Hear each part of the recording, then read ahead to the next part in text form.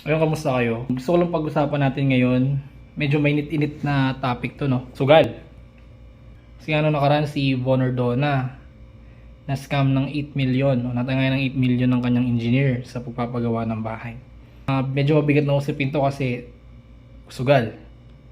Tapos ngayon may mga influencer na nagpo-promote ng sugal, no? Pero tingin nyo, sino bang dapat sisihin? May dapat bang sisihin dito? No, dapat ituro, no? Yung mismong laro ba o yung mismong naglalaro? Dapat ba natin sisihin yung mga influencer na nagpo-promote ng sugal o yung mga taong di mapigil sa pagtaya kahit wala ng pera, kahit wala nang nakukuhang pera? Wala namang ibang dapat sisihin dito kundi yung mga sarili nila. Mga tumataya, mga nalululong. Ang kasabisyo, so, di na lang sa sugal, kahit sa ano na lang.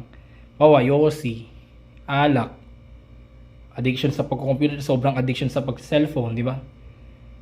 Sarili mo yung kalaban mo dyan. Sarili mo lang, wala nang iba. No?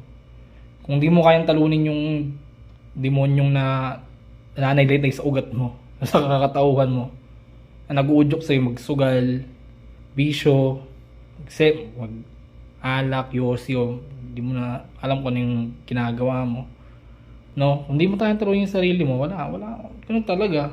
Malululong ka sa bisyo, which is walang dapat ibang sising kundi ikaw. Tuloy ka lang ikot sa cycle na nagkikrave sa pagsusugal, mangungutang ka para lang makapaglaro.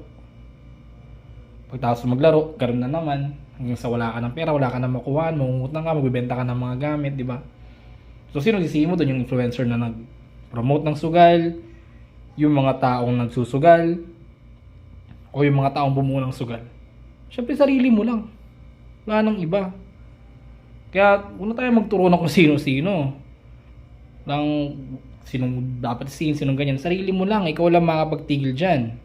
Ako personally, sarili ko nung dati, Yossi, solid. Pero sino nakatulong sa akin, ako lang din naman. Wala namang iba. Kaya kung ikaw, gusto mo natigilan yung bisyo mo, sarili mo ang isipin mo. Sarili mo ang magtigil. Hindi yung wala namang iba tutulong sa'yo. Paano mo umpisahan? Kung napapanood mo man ito ngayon, may gusto kang vision tigilan, tigilan mo na. Konti-konti lang, at least may nagbabago. Yun lang. Peace out.